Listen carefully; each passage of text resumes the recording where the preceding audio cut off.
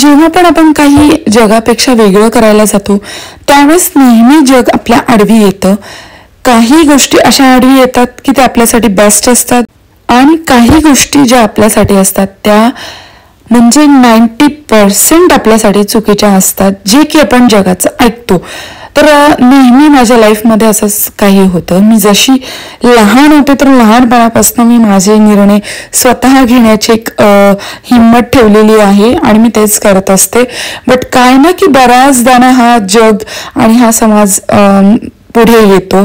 तर 95% तरी मी म्हणेन की हा जो समाज आहे, हे जे जग आहे हे नेहमी आडवी आलेलं आहे.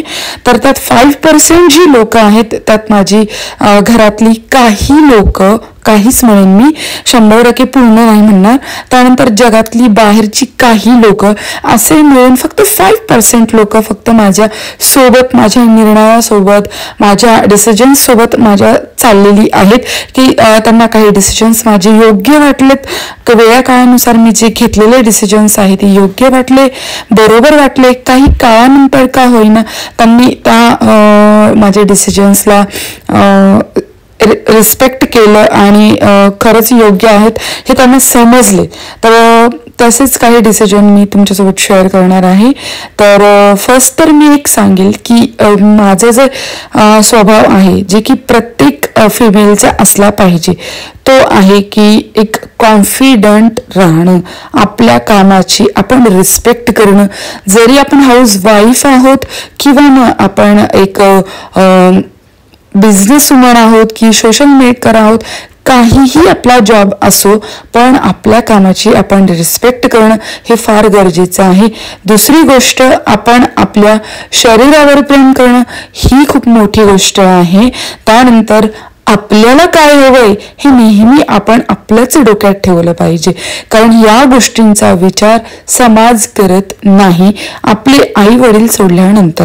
तर या काही गोष्टी माझ्या आहेत, माझ्या स्वभावाच्या आहेत, ज्या की मी फॉलो करते आणि त्यामुळे मी इतकी स्ट्रॉंग आहे. तर बाहेरच्या जगापासून तर घरापर्यंत मी माझ्या सगळ्या गोष्टी मी स्वतःच मॅनेज करते आणि कुणाचे सुद्धा याच्यामध्ये म्हणजे रिकामे ॲडवाईस घेत नाही.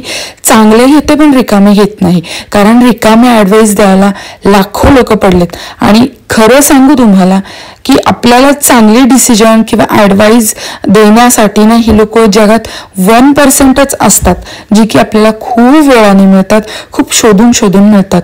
त्यासाठी आपल्याला स्वतः स्ट्रॉंग होणं फार गरजेचं आहे आणि स्वतःची फॅमिली सांभाळणं आणि स्वतःला सांभाळणं हे फार महत्त्वाचं आहे, जे की तुम्ही आजपासून आत्तापासून करायचं आहे. जेव्हा आपल्याला आपल्या मुलांचं आयुष्य बदलायचं असतं, कारण एक काळ असतो की लग्नाआधी आपल्याला एक खूप मोठे चान्सेस असतात की स्वतःला कुठेतरी चांगल्या पदवीवर पोहोचवायचे.